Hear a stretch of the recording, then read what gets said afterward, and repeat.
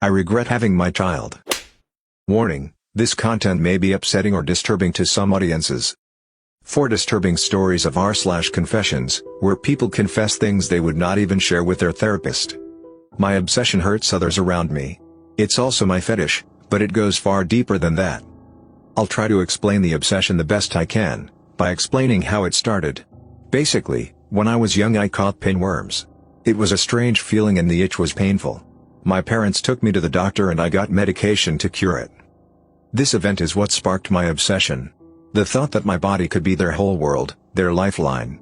Almost a planet of sorts. It was so interesting. After that I began researching pinworms and other parasites. And I found out the human body already hosts parasites, such as Demodex on their eyelashes, and I wanted to know how many a human body could endure without a chance of serious health issues. This curiosity has plagued my mind for years. I'm now 25, but I am very well versed in parasites as I have been studying them for over 10 years. I also purposely infect myself with non-lethal parasites because it's part of a fetish of mine. Some have worked better than others.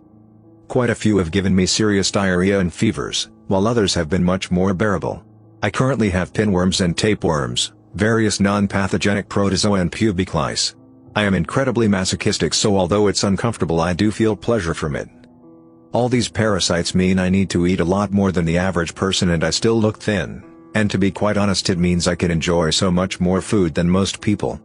I also keep multiple cultures of bed bugs and leeches in containers and allow them to feed on my blood sometimes, although those kinds are not really my passion as they do not live primarily on the human body, but I think they're interesting nonetheless, and I find them pretty cute. Now it's time for the confession. My obsession and fetish isn't just about infecting myself anymore. I also have the desire to infect others and I have acted on those desires. Sometimes my parasites just pioneer to new lands on their own. My family have caught pinworms multiple times without my intention, and other times I purposely spread them. I have infected strangers, friends and even my own family. I know it's bad but I just can't stop. I think I have parasites in my brain that makes me feel like I need to spread them. I know how crazy that sounds, but if you knew the feeling you'd understand. Maybe it's just a mental illness, or maybe its origin is parasitic in nature, I really don't know. All I know is it feels good when I do these things. I feel an intense need to spread my children and when I do I feel pleasure. I must have spread thousands of my children over the years. I sometimes sprinkle tapeworm eggs into people's drinks when I'm out at clubs. I also caught pubic lice from sex with a random woman I met at the same club, and in return I'm pretty sure I gave her pinworms, so it was a trade. The woman wasn't even attractive, I just wanted to gift her some pinworms, and instead I basically won the jackpot by sleeping with her. I then spread my pubic lice to at least 4 other women.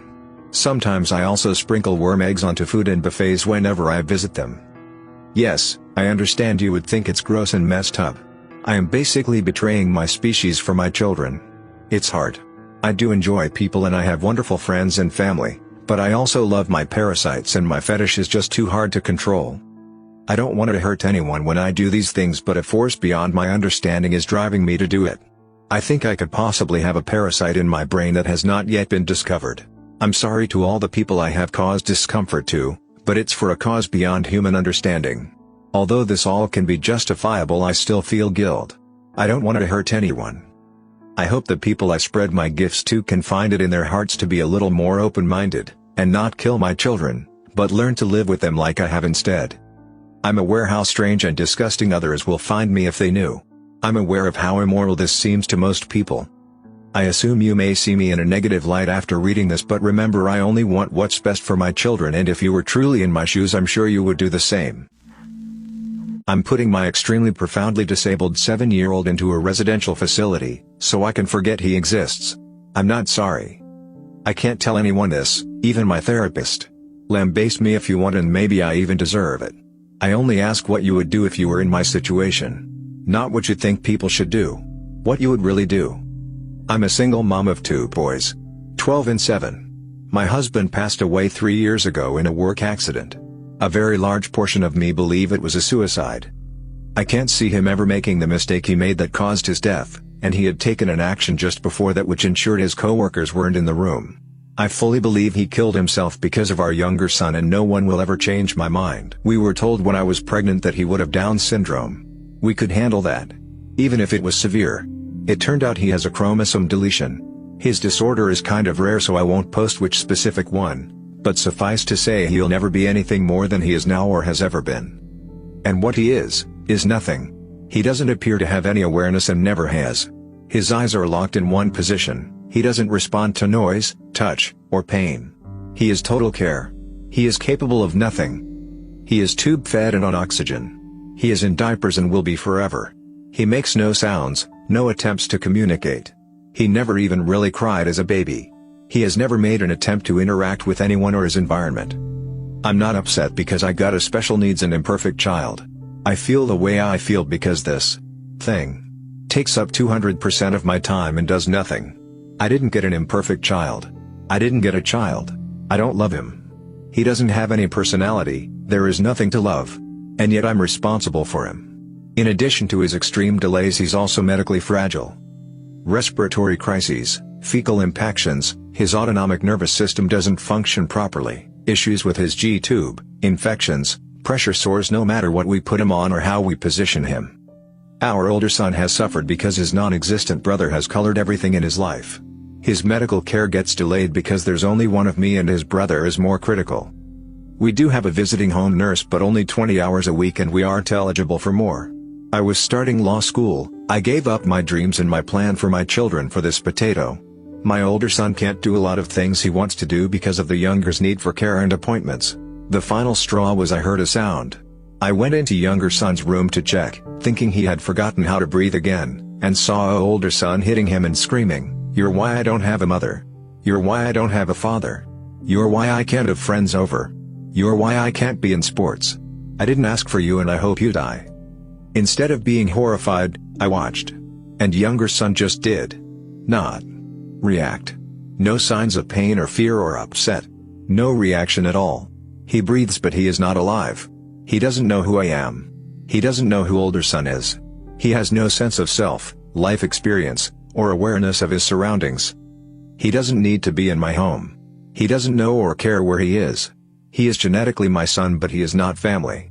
My previously abused, brain-damaged cat who can't walk straight has more personality and is far more lovable than my child. In fact, I was looking forward to raising a Down's baby. Even one with severe impairments, for that reason. With disability can come gifts. This boy is not a gift. He is a genetic mistake. I probably should have miscarried and would have definitely terminated if I'd known he would be like this. And the flip side is, if he has awareness, he's miserable.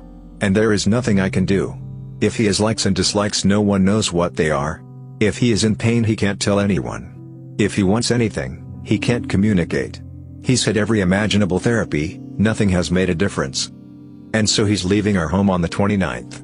I feel excited and relieved and then guilty because I know we'll be happier with him gone. He's already taken my husband and my son's father. He was working so much, to pay for the cucumber's care. For the experimental therapies insurance wouldn't cover. Because this one was going to be the breakthrough. He was tired and defeated and disappointed. He sought counseling as well, but I don't think he could ever say the words "I don't want my son in my home" either. He's ruined my older son. I was so wrapped up on the younger I never realized how ignored and damaged he was. He lost his father too. I didn't just lose my husband. He is my priority now, and this malignant lump can be someone else's problem. At least they'll be paid a wage to care for him. At least they'll get a break from him when they punch out. I just want to never think of him again, and I'm not sorry. And for that, I'm sorry. Thanks for listening. I accidentally killed my brother. Throw away because a lot of people know that this happened to me.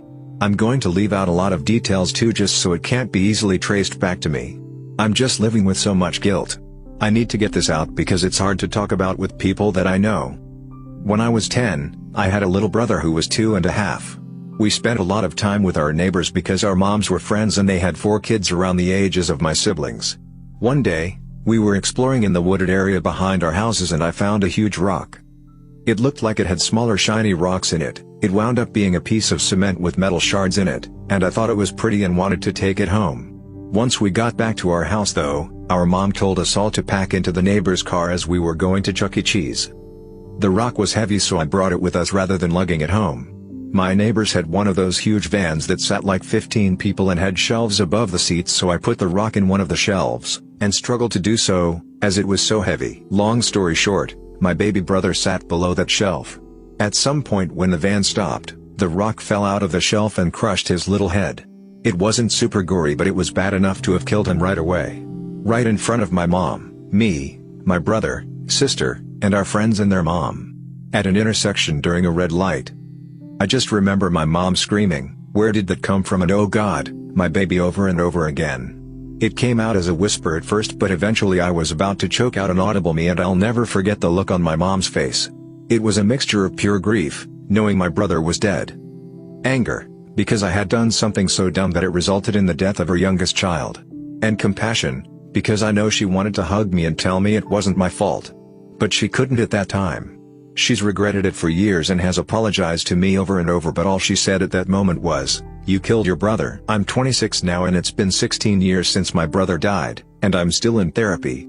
My family has assured me every day since that it wasn't my fault and nobody blames me, and that's a sweet sentiment, but it was still my fault.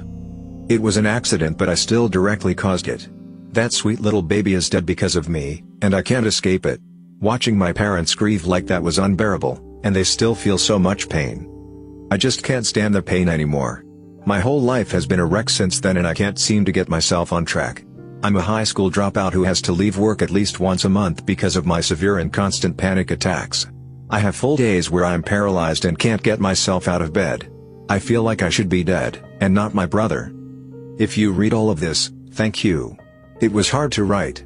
I just need the universe to know that I haven't forgot what I've done, and I want everyone to know that I'm so sorry.